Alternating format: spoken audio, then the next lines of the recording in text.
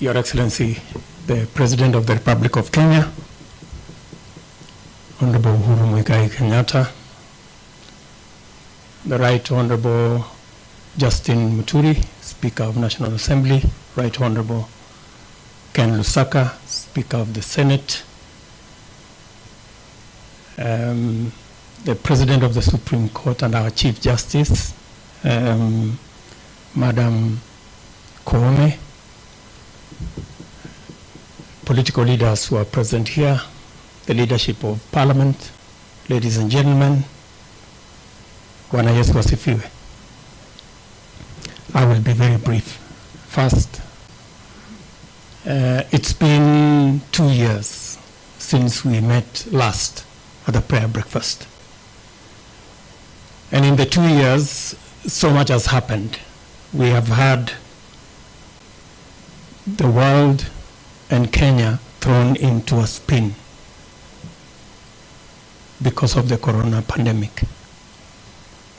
Livelihoods, businesses, enterprises, people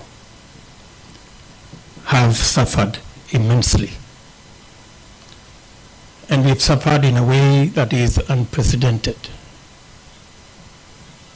It's never been that churches have been closed, mosques have been closed, schools, and many other places. And it hasn't been fashionable not to go to work, but to stay at home. But that became our lot. But be that as it may, in fact, if by the words of, there is a common askari who is commanding a platoon somewhere in the social media. In our case, and that askari says, semeni kimeumana, we would actually have said in the affirmative, because things really became bad. Your Excellency, but because of your leadership, you stepped in, and our country, the ship of our country was steadied. We've progressively managed to get ourselves up. The ministry has done a commendable job. And today we are discussing how we are going to vaccinate citizens so that we can get ourselves out of this pandemic and begin to manage the economic issues and all the other issues. But be that as it may, we've had also, even in the midst of this pandemic, we've had positive things. Courtesy of this administration, the President launched the other day the Lamu Port, amongst many other projects that have been undertaken. We got ourselves a brand new Chief Justice, the first lady ever in Kenya to be Chief Justice. And also our Speaker got an appointment with the elders. And I think it serves him right. After being a speaker for so long, maybe it's time to be a spokesperson. So much has happened in that space. But I keep, as we reflect on this day when we have come to pray, both those of us who are here and those of us who are elsewhere, two things come to my mind. In a meeting where most of us were, there are some two gentlemen who say two fundamental things. One was a bishop who asked us to try the Jerusalem dance instead of the other two that we had. So much happened, but as things stand today, the Tanga Tanga tours are not there, and the reggae has also stopped. I think we need to listen to what that bishop was telling us. we need to do something together. In that same meeting, the former Prime Minister also said something that was profound.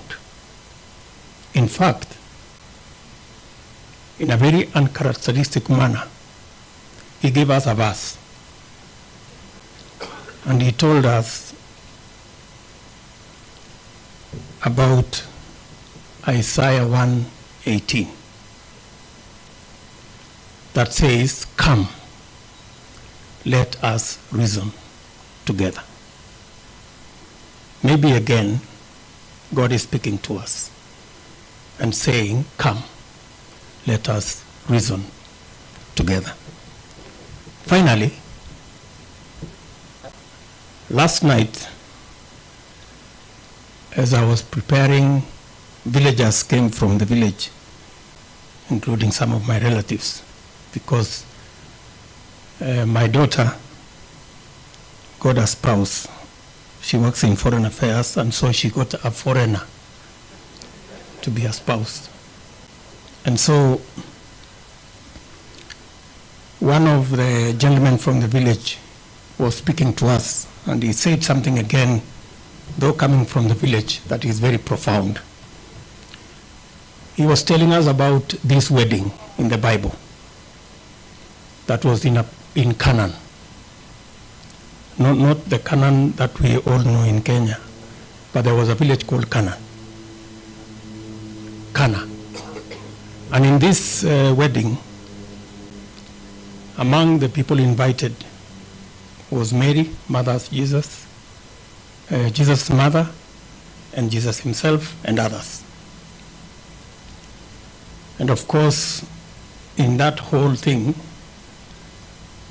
there was trouble, and there was shortage, na pia kiliumana. But because Jesus was there, things were sorted out.